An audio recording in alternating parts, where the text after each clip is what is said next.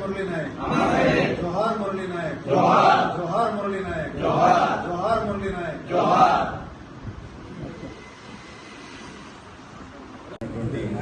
మురళీ నాయక్ అందరికీ గర్వకారణం. ఆయనని మనం అందరం కూడా స్ఫూర్తిగా తీసుకోవాలి. ఈ దేశం కోసం ప్రతి మానవుడు కూడా ఏదో ఒకటి చేయాలనే తపనతో త్యాగానికి సిద్ధంగా ఉండాలి. అటువంటి త్యాగం, అటువంటి అవకాశం మురళీ నాయక్ వచ్చింది.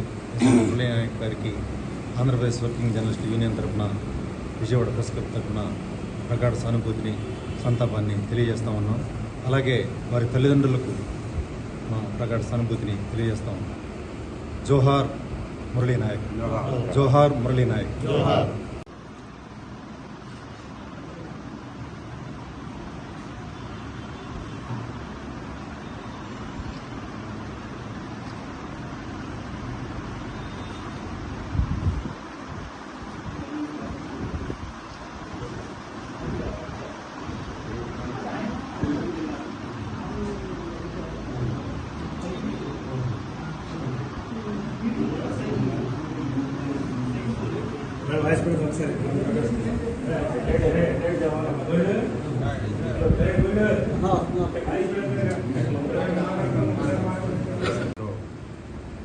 తెలుగు రాష్ట్రానికి చెందిన ఒక జవాను విధి నిర్వహణలో ఉంటూ ప్రాణాలు కోల్పోవడం అందరికీ చాలా బాధాకరం.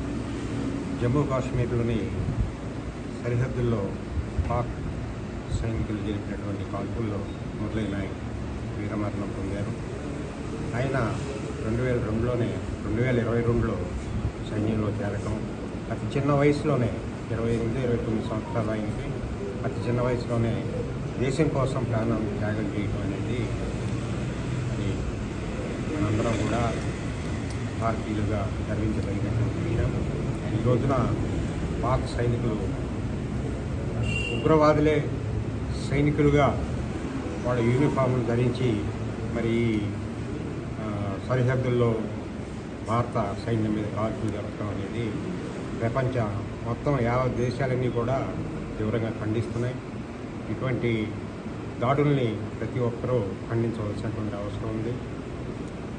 భారత దేశం పట్ల, అలాగే వారి మాతృభూమి పట్ల ప్రతి విశ్వాసం ఉన్నటువంటి ప్రతి ఒక్కళ్ళు కూడా ఈ దాడులను ఖండించాలి. అలాగే ప్రపంచ దేశాలు కూడా మరి యుద్ధం అనే జరిగితే రెండు దేశాల వైపున కూడా ప్రాణ నష్టం అనేది మనందరికీ తెలిసిన విషయమే. కాకపోతే ఈ రోజున ఏమిటంటే ప్రతి ఒక్క దేశం దగ్గర అణ్వాయుధాలు ఉన్నాయి. మరి వీటిని జాగ్రత్తగా మనం ప్రపంచ దేశాలు కూడా, అగ్రదేశాలు ఉన్నాయి, వారు చొరవ చూపి ఈ యుద్ధాన్ని నివారించేందుకు, శాంతియుత వాతావరణ పరిస్థితులు నెలకొనేందుకు కూడా కృషి చేయాల్సినటువంటి అవసరం ఉంది. లేకపోతే అనుకోని రీతిలో అణ్వాయుధాలను ప్రయోగించినట్లయితే మరి ఉభయ దేశాలు కాకుండా ఇతర దేశాలు కూడా వాటి రేడియేషన్ వల్ల ప్రమాదం పొంచి ఉన్నది.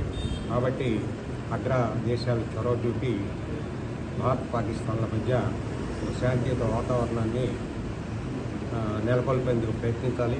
అలాగే పాకిస్తాన్ కూడా ఎవరైతే ఈ ఉగ్రవాదులకు వాళ్ళు ఆశ్రయం కల్పించారో వాళ్ళందరినీ కూడా మరి భారత్కు అప్పగించవలసినటువంటి అవసరం ఉంది. అమాయకులైనటువంటి పర్యాటకుల్ని 26 మందిని మరి బలిగొన్నటువంటి ఈ ఉగ్రవాదులు భారతదేశానికి అప్పగించాలి. వారిని తగు విధంగా మరి న్యాయస్థానాలు కూడా శిక్షించాల్సినటువంటి అవసరం ఉంది.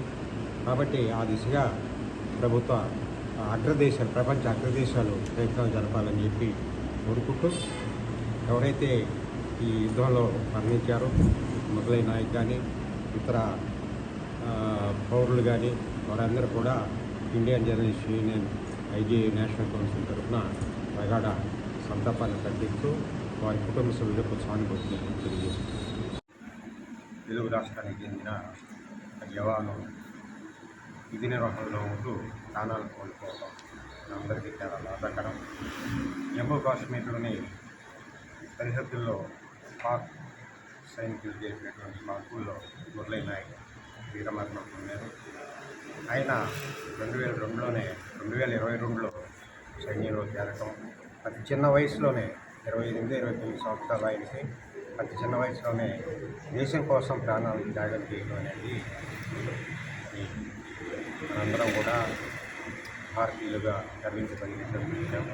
ఈ రోజున పాక్ సైనికులు ఉగ్రవాదులే సైనికులుగా వాళ్ళ యూనిఫామ్ ధరించి మరి సరిహద్దుల్లో భారత సైన్యం మీద కాల్పులు జరపడం అనేది ప్రపంచ మొత్తం యావత్ దేశాలన్నీ కూడా తీవ్రంగా ఖండిస్తున్నాయి.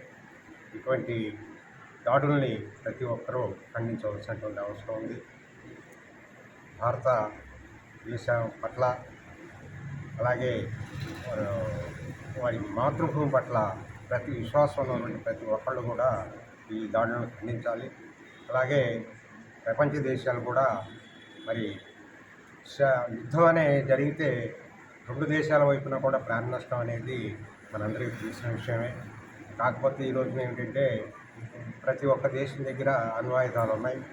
మరి వీటిని జాగ్రత్తగా మనం ప్రపంచ దేశాలు కూడా అగ్రదేశాలు ఉన్నాయి.